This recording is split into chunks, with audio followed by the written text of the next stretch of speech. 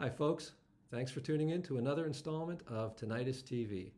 Today I'm talking to New York musician Nick Vivid, a guy whose music definitely lives up to his name. His brand new fourth album, No More Secrets, is a vibrantly colorful combination of 60s psychedelic funk, 70s glam rock, 80s new wave, and 90s hip hop, with touches of disco, blues, pop, and more thrown into the mix. And all of it was written, played, sung, recorded, produced, and mixed by Nick Vivid in the home studio he built for himself in Queens. That's not bad for a kid who grew up in Buffalo as a rock and roll purist. Listen in as Nick talks to me about his new album, his headbanging past, and where he wants to go from here.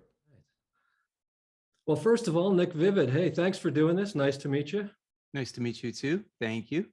Yeah, my pleasure. So for the people who aren't yet on the Nick Vivid train, can you kind of introduce yourself? Give us a little bit of your backstory, the origin story of Nick Vivid. The origin story of Nick Vivid. Grew up in Buffalo, New York. Was doing rock and roll music. Got some interest from a guy named Bill Coyne, who was the original manager for Kiss and Billy Idol. I moved to New York City, thought my real name wasn't good enough. And since he had managed Billy Idol, I thought I needed a Billy Idol kind of name. So I was like thinking of all sorts of really awful stage names. And then one day Vivid showed up and I was like, you know what? I can make that mine. I can grow with that. And in everything I do, I think like, is this still going to work 20 years from now? Uh-huh. And so I was like, Nick Vivid's a name I can kind of grow with, and it can be all sorts of different things, and I can evolve with it. And so it just kind of stuck. And then came to New York, played in a bunch of rock bands. About 6 years ago, I kind of got sick and tired of starting a band, doing all the work, making the first record, the band breaks up, nothing ever happens, and then do it all over again. So I was like, if I'm just a solo artist, and I do everything myself, and I love being in the studio anyway, and I play all sorts of instruments. And, my big thing was like performing on stage. Like, how am I going to do that without a band? But it's so common now, right, for like all these like hip hop guys to like just go up on stage with backing tracks and a stage show and a light show. And I was like, well, you know what? At least I can, evolve with that, and I won't be hampered by anybody else deciding not to do it anymore. And so I just started doing the solo thing about 5 or 6 years ago. I've got my new album, No More Secrets, is coming out November 12th. It'll be my fourth record. And it's just been kind of slowly growing the way I've always wanted it to. It's finally starting to kind of, move into a direction, in terms of like trajectory, building and getting bigger and bigger every time. So well, it must be extremely satisfying. I mean, not just on the musical level, but kind of justifying all these decisions you've made, right? To go. Yeah. Well, and for me, it's a lifestyle. This is like it's my life.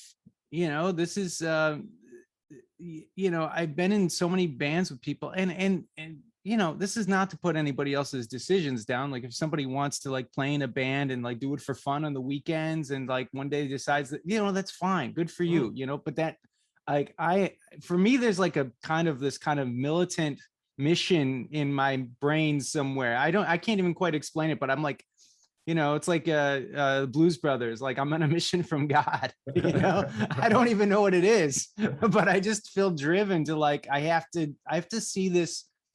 I just feel like there's a ceiling that I haven't seen yet, and I want to know how far I can take this thing. Uh-huh. And I think that's what kind of keeps me excited about it.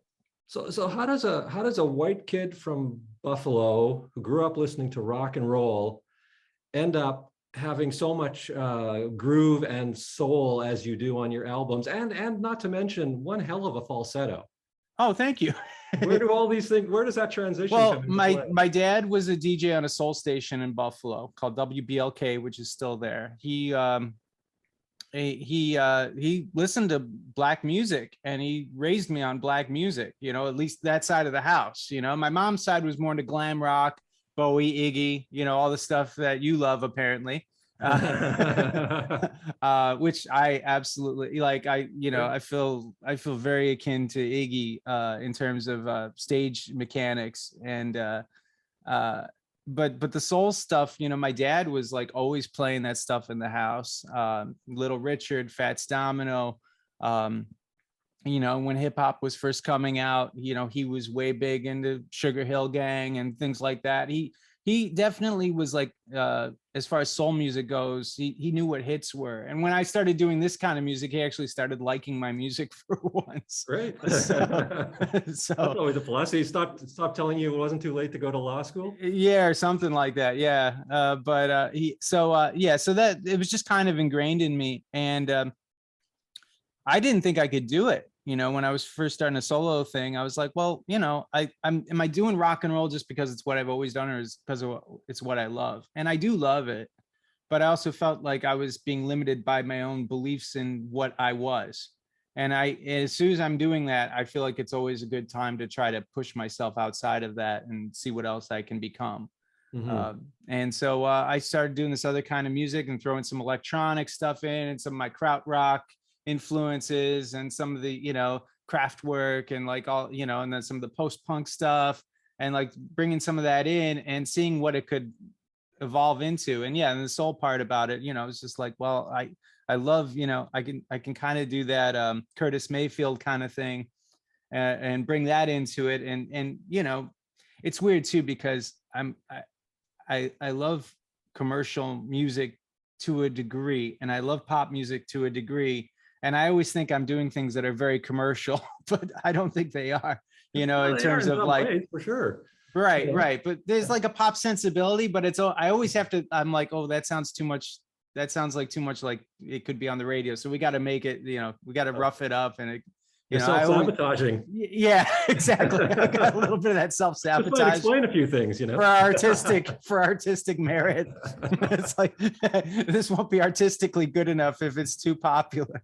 So as a songwriter, was it difficult to sort of, as someone who'd been writing, you know, rock and roll songs for a while, was it a kind of an interesting or difficult transition to go into this other approach, or is it just songwriting is songwriting? Outside of the technology, no. Like, I had forced myself to never learn sampling. I had forced myself to never learn like anything that didn't have to do with analog recording techniques from the 1970s. I was like, I'm never going to learn that, you know.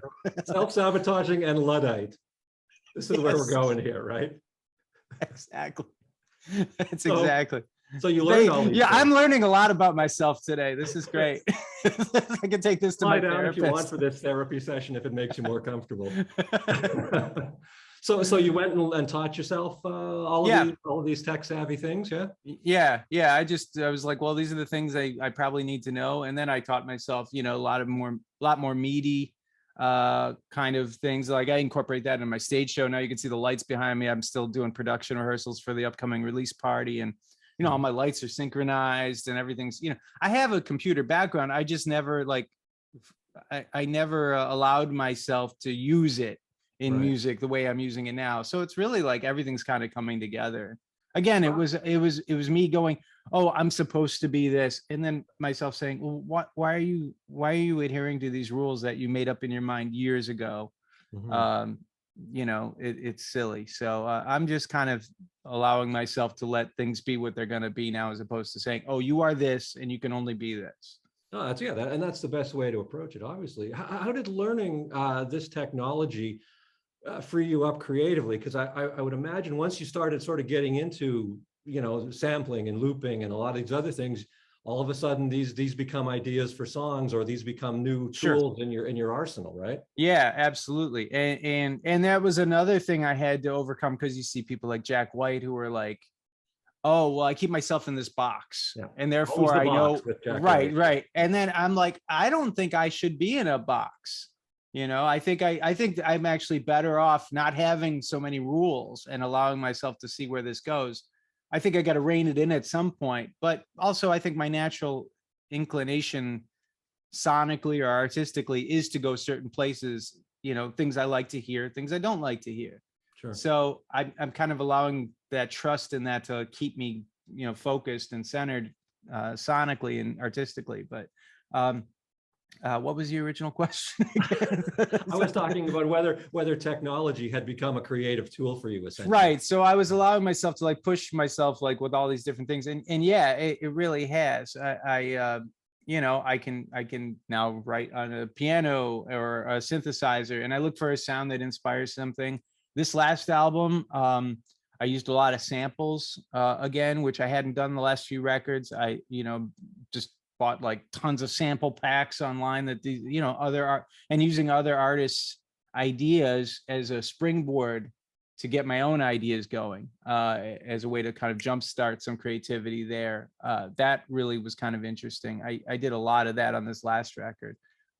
So Well, I yeah. like the way you especially use rhythm on this record, because a lot of it is a lot of them are not like really precise. They kind of have a little off kilter to them, you Mhm. know, and Yeah. that really adds a, I don't know, a different touch to the songs. It makes everything, it gives it more personality in a way, you know. Yeah, and there's this kind of like, you know, when you talk about the hook, you know, it's like how I feel. It's like, you know, it's just kind of like you're going, you get jerked back a little bit, you Yeah. know, and I always like that kind of tension, you know, in what I'm listening to. If something's a little too straight ahead and you kind of know where it's going, it kind of bores me a little bit. So Yeah. I just want to kind of just add that little bit of unsureness to where the rhythm's going and where the, you know, it's but for me it keeps a bounce to it, and it keeps, you know, it keeps it going.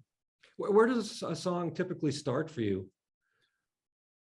Well, a lot of them, you know, when I was a little kid, you know, the first songs I wrote were like in my head when I was like 5 years old. I would sit in the church pew. My mom would make me go to church every Sunday, and I would sit there with the book of the hymnals and not knowing what any of these songs were, but I'd see the lyrics and I would make up songs in my head to the words that were in the hymnal books. And that's always kind of been a thing where, like, you know, I'll just make things up in my head, but I'll hear like the full arrangements, harmonies, the synthesizer parts. I'll hear the 20-piece orchestra, and I'll kind of, you know what I want it to sound like. And I take that and I kind of I'll throw it in, and I can never make it sound like what I hear in my head. Sometimes I can, and then it's actually kind of unsatisfying. So I intentionally allow myself to kind of let it turn into something else that sounds more exciting to me. Um, but a lot of times it'll be like that. Sometimes I'll, you know, again, with the samples, I'll just springboard ideas until something triggers something, and then I'll hear something. But it's always about going, oh, I know where this can go. Oh, I know where this can go. Oh, yep. Okay, I'm going to take it there. And as soon as I got that on a song, and it takes, you know, that only happens once every, you know, 20, 30 songs, but oh, okay, this one's going somewhere. And now I kind of can feel it out and let it ride. Do they come pretty fast once you hit that point? Um, yeah, I would say. And it just takes a lot of them to get to that point. But So you but always once, have like a lot of things on the go. Is that the way it's yeah, working? like Yeah. this last album, you know, it's probably every album is anywhere from like 100 to 150 ideas. No kidding. Yeah. And then, but it's like, I'll take the best 9, you Right. know. Um, What happens to that's the other 9. ones? Do they like just stay in the vault in case something comes up later, or do you ground Yeah. zero? Yeah, I always hope that'll happen. You know, I was like, oh man, what a great, you know, bag. I'll have a box set someday of all these great, I finally finish all these great ideas that I have, and Uh-huh. it never happens. Okay. But I do, yeah, I have a lot of ideas that on their own, as like a 20-second piece of music or as a 10-second piece of music, I think, oh, that's really cool. I really like that. I have no idea where to take this. But as a 10-second piece of music on a loop, sounds kind of nice. Yeah. But I don't, you know, but then in a lot of cases, I can't hear anything interesting vocally to go over top of it. I can't see where you know, what I could do to make it sound anything other than kind of plain. And so those I tend to just go, okay, that's just going to stay over here. It's always the ones that I hear an interesting vocal thing, or I hear some interesting musical thing that I go, oh, that's different. And then I can, you know, then I'll run with that, because I feel like that's going to be something little unique for that song. How do you know when you're finished? I just kind of let the songs tell me when they're finished. I have a friend who taught me this like mixing technique, and he would just basically like take all the layers off, and we'll listen to each individual instrument as we're mixing, the record. So we'll put the, the vocal with just this keyboard, or, or just any combination of things. Mhm. And I realized, like, I keep adding things into the songs, and then I just end up taking them all out, and then like I just strip it back to sort of the original idea. Maybe I'll keep one or two things, but at some point it's like diminishing returns. Right. And I say, what, this song's already expressing itself the way it wants to. The song's already delivering the message as well as it can, and there's no point, it's already saying what it has to say. There's no point in taking this any further, and that's usually when I know I'm done. Talking about what the song has to say, tell me about some of the lyrics in this, because I mean, it seems like, from what I've read and what I hear on some of the songs, I mean, on the one hand, you've got this really, upbeat, colorful, vibrant, sonic element to it. And then the lyrics are sometimes a bit darker, sometimes a bit more personal and heavier. There's a bit of a juxtaposition there, right?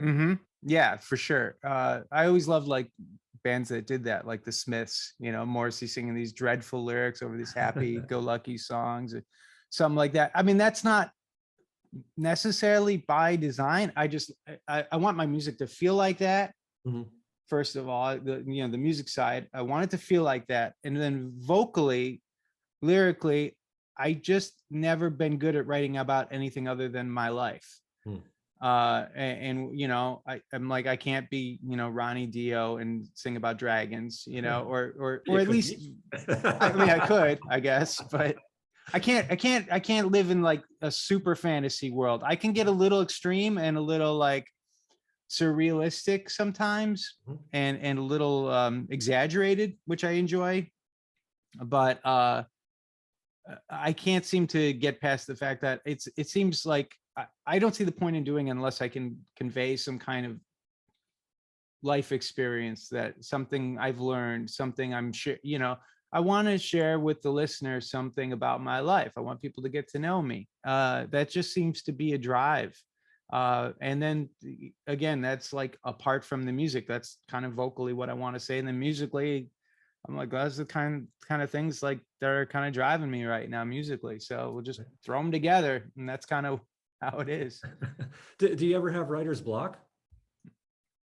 Yeah. I mean, sometimes I try not to force myself to make records. So like writer's block is now a thing where it's like, oh, I'm not inspired for 3 months. And it's like, okay, well, I guess I'm not writing for 3 months, So I'm not looking for the lightning bolt to hit in some way, shape, or form. Yeah. Sometimes I can try to work myself through it and force myself through it. If I think an idea is worth it, or if I think it can go somewhere, and then I just get frustrated with it because I'm like, I know this can go somewhere, then sometimes I'll again, it's just about feeling it out. Some things are worth fighting for, and some things are worth letting go and hoping that they figure themselves out, like life itself, right? But so my songs are kind of the same way. I just try to let them tell me where they want to go, and if they want to be developed further, and if it's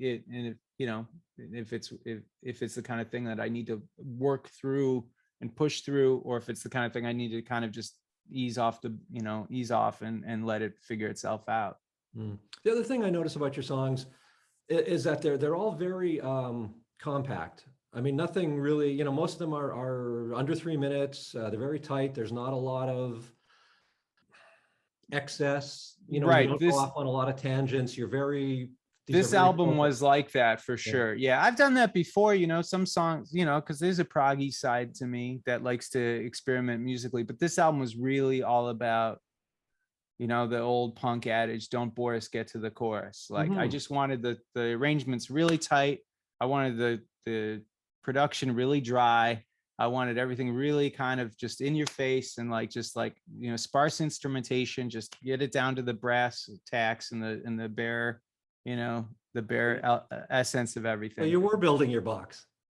I guess so. Well, for this record, yeah. Yeah, but that's hard to do, right? I mean, because again, your inclination is to go, oh, I know what this needs, or I could try this, or, so to really it's like that old saying, I was going to write you a short email, but I ran out of time. So, that's why the email's so long, right? Right. It's the same kind of thing. Yeah, right. And I mean, the nice thing about doing like my fourth record as opposed to my second record, I did have that, what they call the what is that second album myth, the Oh, the sophomore sophomore jinx. slump? Yeah, the sophomore jinx or the sophomore slump, because Yeah. but I feel like by the time I've gotten to my fourth record, it's like, well, this album can be something else, like or and then when I get to my fifth album, maybe I'll be like, oh, you know what, I think the vibe of this album should be this, or it's nice to have enough freedom to say, this can, if I'm wrong about this, I'll just do it better next time. If this idea is a total dud and it goes nowhere and it's absolutely the worst idea I ever came up with, that's okay. I'll do another album. Yeah, well, that's a good way to look at it. I mean, because you're independent. You can basically guide your own, course. Do what you want. That's the best way to do it. What do you want from this album? What are you hoping to have happen? I mean, it's so tough because it's like I want to expand my audience, but it's like I look at it like I've a niche market that is my audience, and it's like the Nick Vivid product. The audience already exists; they just don't know about it yet. So whoever they are, anywhere in the world, even if there's only 10,000 of them scattered throughout the entire continent, or the entire landscape, I want to find those people eventually, and I'll be fine with that. Again, it's all about that ceiling. How far can I take this? Right. I don't need to take it, I don't need to be the biggest act in the world. I just need to find my tribe. Mm-hmm.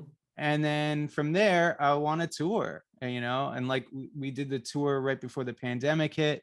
Hopefully things are good enough within the next year. I can get out and just do a full proper world tour. I just want to travel. On stage or what?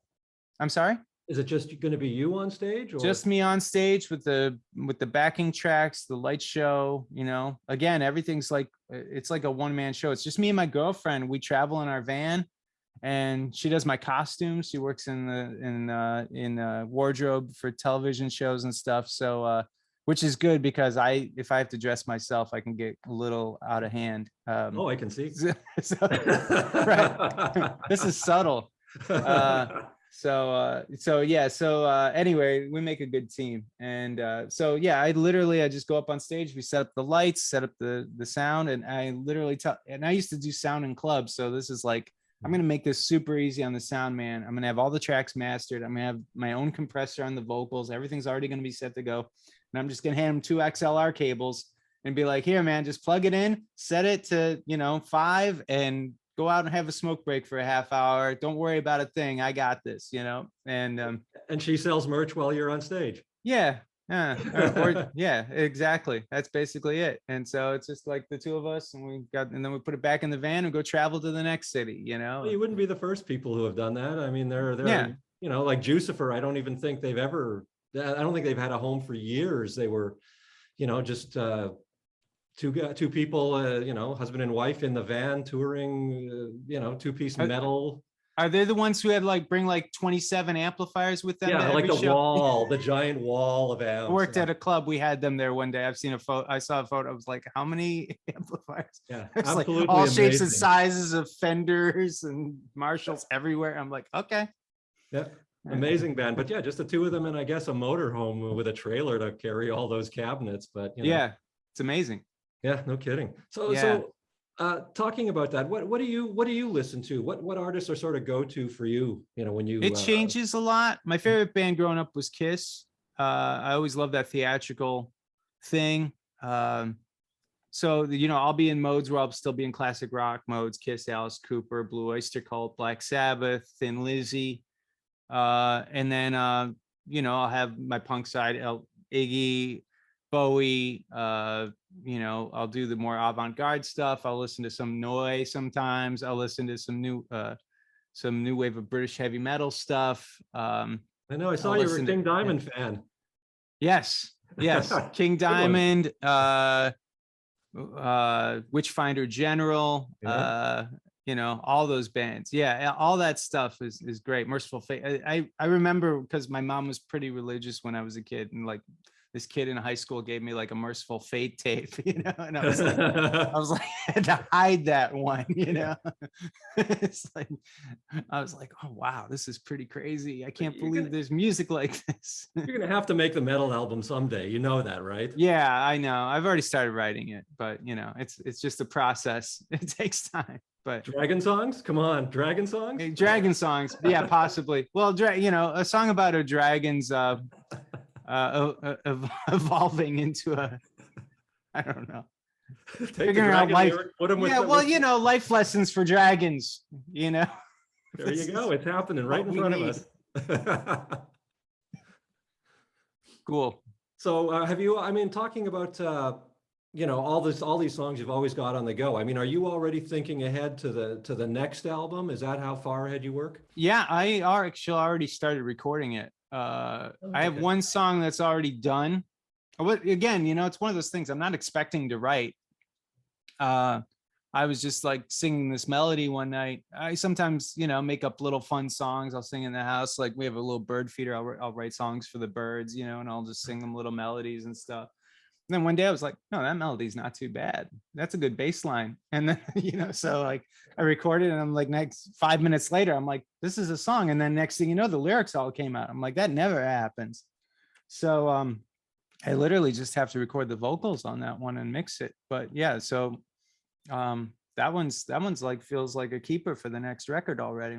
And so yeah, they just come when they come. We'll figure it out, you know. But again, the next album, like I'm almost picturing like a kind of more of a hodgepodge idea of like, you know, a record that's recorded in all these different areas, has all these different soundscapes, more of a B-sides compilation sounding thing, you know. I'm like, well, that'd be kind of a neat concept for a record. I've got a little portable Uher tape machine, those little 5-inch reel tape recorders that run on a battery.